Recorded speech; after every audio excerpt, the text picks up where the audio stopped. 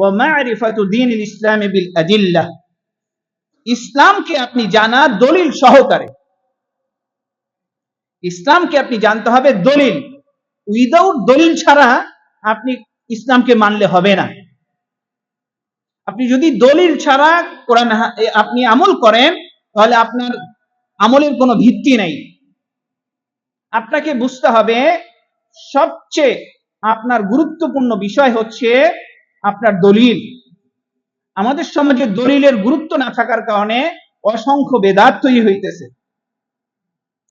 নামাজের পরে সম্মিলিত মুনাজাত করা আমাদের সমাজে প্রচলিত আছে, মিলাদ করা, কিয়াম করা, এরপরে হচ্ছে আপনার মাজারে জিয়ারত করতে, মাজারের মধ্যে আপনার যায় মানত করা, এরপরে হচ্ছে আপনার অসংখ্য আপনার বেদাত আমাদের সমাজে প্রচলিত আছে দলিলের গুরুত্ব না বুঝার কারণে।